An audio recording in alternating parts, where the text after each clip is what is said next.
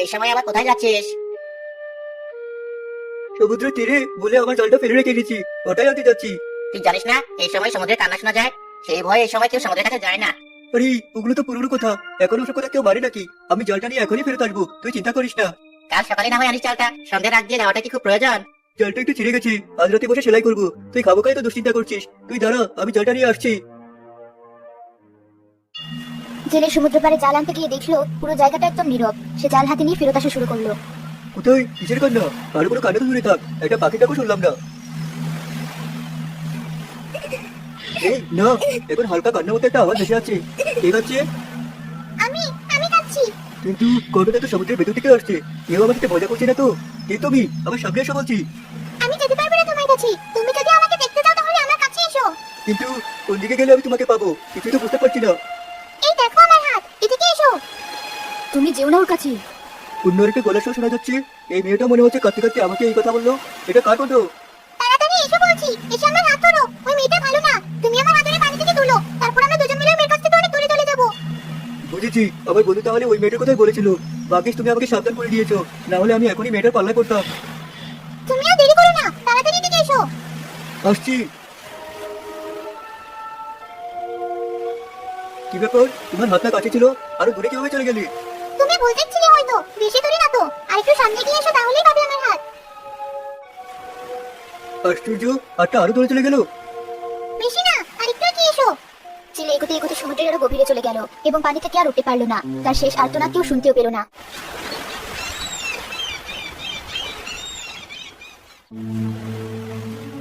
কাল আমার বন্ধু সমুদ্রের পাড় থেকে জাল নিতে গিয়ে আর বাড়ি ফিরে যায়নি। তোমরা দেখো তো কেউ কি আশেপাশে খুঁজে পাও কিনা। এখনই দেখছি। এই তুইও দেখ।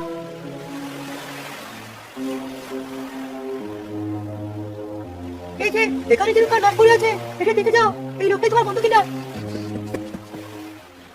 আরে এটাই তো আমার বন্ধু। বন্ধু, তোর এই অবস্থা কে করলো? তোকে কতবার করে মানা করলাম এই সময় সমুদ্রের পাড়ে না যেতে, তুই আমার কথাই শুনিসনি বলে আজ তোর এই অবস্থা। আগে তো প্রায় সমুদ্রের কান্নার শব্দ শুনে অনেক লোক মারা যেত। গ্রামবাসীরা সতর্ক হয়ে গেছিল বলে প্রায় 1 বছর যাবত কোনো দুর্ঘটনা ঘটেনি। আজই ঘটলো আমার দুর্ঘটনা। আমাদের আরো সাবধান হতে হবে। সন্ধ্যার আগে কারো সমুদ্রে পাড়ে আসা সম্পূর্ণ নিষেধ করে দিতে হবে। একদম ঠিক বলেছ।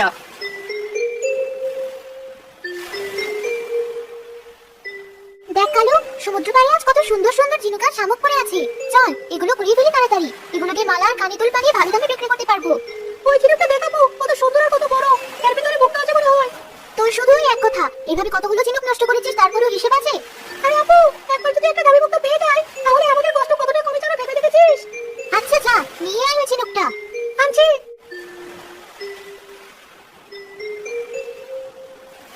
এটি সমুদ্রের পাড়ে এসে ঝিনুকটা ধরে সরে নিয়ে গেল। চলে আয় কালু, সন্ধ্যা হয়ে আসছে প্রায়, বিকেল হয়ে যাওয়ার পর এখানে থাকা নিষেধ। দাঁড়াও বউ, ঝিনুকটাকে তুলে নি। এই যা, আবার তুলে চলে গেল। কেউ আমাকে বাঁচাতে আসছে না কেন? আমি খুব কষ্টে আছি, কেউ আমাকে বাঁচাও।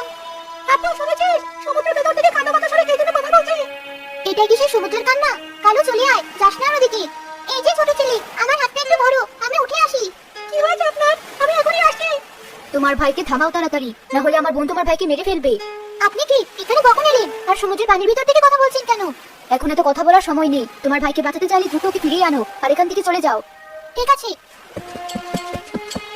কালু, এখনই আমার সাথে বাড়ি চল। কিন্তু আমি সাহায্য না করলে মেয়েটা মারা যাবে, আর আমার যেন কাউকে বাঁচাতে হবে না, চল বলছি। জিমি, তুই কি করলি এটা? সবসময় আমার সাথে এমন কেন করিস তুই?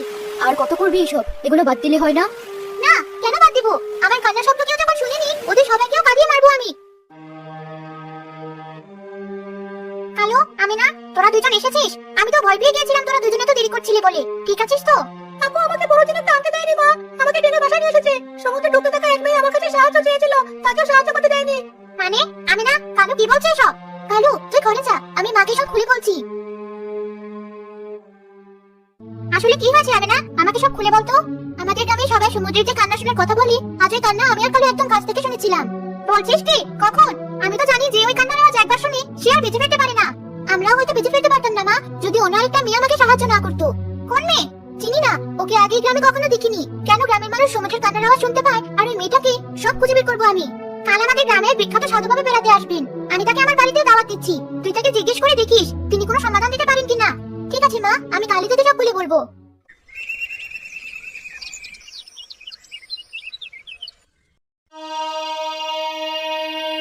ও, ওই মেয়ে দুটো তাহলে এই সমুদ্রের পাড়ে থাকে। অনেকদিন যাবতীয় আমি ওদেরকে খুঁজে বেড়াচ্ছিলাম, আজ তোর মুখে শুনে নিশ্চিত হলাম এটাই সেই গ্রাম। বাবা, আমাদের গ্রামকে অভিশাপ থেকে মুক্ত করার কি কোনো উপায় নেই? আছে, কিন্তু যে এই গ্রামকে ওই কান্নার শব্দ থেকে রক্ষা করতে চাইবে তাকে নিজের জীবনের ঝুঁকি নিতে হবে। আমি যে কোনো ধরনের ঝুঁকি নিতে রাজি, আপনি শুধু বলুন কি করতে হবে। আমি না, তুই কি বলছিস এসব? হ্যাঁ মা, আমি ঠিকই বলেছি। আমি চাই না আমার ভাইয়ের মতো অন্য কারো ভাই এমন বিপদে পড়ুক। অনেক সহ্য করেছি আমরা, আর না। সাধু বাবা, আপনি আমাকে উপায় বলে দিন। ঠিক আছে, শোন তবে। আমি যতদূর জানি সমুদ্রের কান্না দুটো আওয়াজে শোনা যায়। একটা হচ্ছে যখন সে কাউকে শিকার করতে চায়, আর অন্যটা হচ্ছে শিকার করার পর কান্না। জি সাধু বাবা, আমি দুটো মেয়েকে ওখানে দেখেছি। একটা আমি হাত দিয়ে কাঁদতে কাঁদতে কালুকে ডাকছিল, আর অন্য মেয়েটা আমাদেরকে কাঁদতে কাঁদতে সেখান থেকে চলে যেতে বলেছিল। বুঝেছি, তোকে যে মেয়েটা সাবধান করেছিল তার সাথে আবার দেখা করতে হবে তোর। ওর সাথে কথা বলতে হবে আবার। মেয়েটা যদি ওর কোনো ক্ষতি করে? না, সে মেয়ে কারো ক্ষতি করবে না। এই দুটো মুক্ত নে তোর হাতে। এই মুক্ত দুটো তোর হাতে দিয়ে বলবি একটা যেন সে নিজে খায় আর অন্যটা আরেক মেয়েকে খাওয়ায়। জি সাধু বাবা। সন্দেহ হওয়ার একদম আগ দিয়ে সমুদ্রের পাড়ে যাবি আজ, আর জিমি নাম ধরে 3 বার ডাক দিবি, তাহলে মেয়েটা সমুদ্র থেকে উঠে আসবে। সময় হলে আমিনা সমুদ্রের পাড়ে চলে গেল। Jimmy, Jimmy, Jimmy! তুমি আমার নাম কিভাবে জানলি? একটু পরে তো আবার শুনতে হবে। এখন এখানে না থাকাই ভালো তোমার। আমার কথাটা তো শোনো। সেদিন আমাদেরকে বাঁচানোর জন্য তোমাকে ধন্যবাদ। কিন্তু ওই মেয়েটাকে, যার থেকে তুমি আমাদের সাবধান করলে, কেউ কাছ থেকে তার কান্নার আওয়াজ শুনে বেঁচে ফিরতে পারি না। ও আমার বোন। আমরা দুইজন যমজ বোন। ছোট থেকে একসাথে বড় হয়েছি, এখনো একসাথেই থাকি। তুমি এত ভালো হলে তোমার বোন এমন কেন? সে অনেক বছর আগের কথা। তোমরা দুই ভাই বোন যেমন ঝিনুক করে মালা বানিয়ে বিক্রি করো, আমি আর বোনও আগে এমন মালা বানিয়ে বিক্রি করতাম। একদিন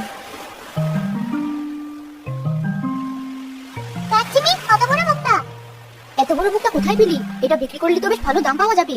চল, এটা মহাজনের কাছে নিয়ে যাই।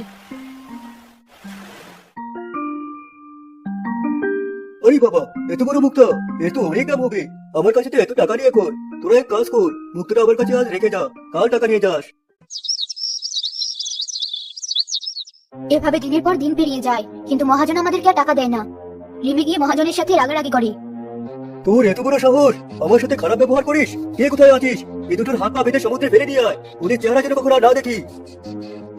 আমরা দুইজন অনেক কান্নাকাটি করে নিজেদের জীবন ভিক্ষা চাই, কিন্তু মহাজনের মনে দয়া হয় না। তার লোক আমাদেরকে সমুদ্রে ছুড়ে মারে। আমাদের কান্নার আওয়াজ কেউ শুনতে পায় না। আমরা ওখানেই মারা যাই। আর রাতটা হয়ে যাওয়ার পর আমার বোন একে একে সবাইকে মারতে থাকে। তোমরা কি আজীবন এভাবেই কাটাতে চাও? তোমার বোনের জন্য যে গ্রামের কত নিরীহ মানুষ মারা যাচ্ছে, সেটা কি তোমার চোখে পড়ে না? আমি সর্বোচ্চ চেষ্টা করি আমার বোনের কাছ থেকে মানুষজনকে দূরে রাখার, কিন্তু কেউ আমার কথা শুনতে চায় না। এই নাও, এই দুটো মুক্তার একটা তুমি খাও, আর একটা তোমার বোনকে খাওয়াও, তাহলেই তোমরা দুজন মুক্তি পেয়ে যাবে। জিমি, তুই কার সাথে কথা বলছিস? এই মেয়ের এত বড় সাহস! আজ আবারই সময় এসেছে। আজ আর ওকে ছাড়বো না। এই মেয়েটা আমাদের দুজনের জন্য উপহার নিয়ে এসেছে। এই দেখ, এত সুন্দর মুক্ত। হ্যাঁ, কিন্তু এটা খাওয়ার মুক্ত। খেয়ে দেখ তো কেমন লাগে। অনেক ভালো, মনে হচ্ছে আমি বাতাসে ভেসে যাচ্ছি। তোমার বোন তো অদৃশ্য হয়ে গেল। ওকে যদি আমি সত্যিটা বলে দিতাম, ও কখনো মুক্তটা মুখে দিত না। তোমাকে অনেক ধন্যবাদ আমাদেরকে অভিশপ্ত জীবন থেকে মুক্তি দেওয়ার জন্য। ঝিমিও মুক্তটা মুখে দেওয়ার পর হাওয়ায় মিলিয়ে গেল।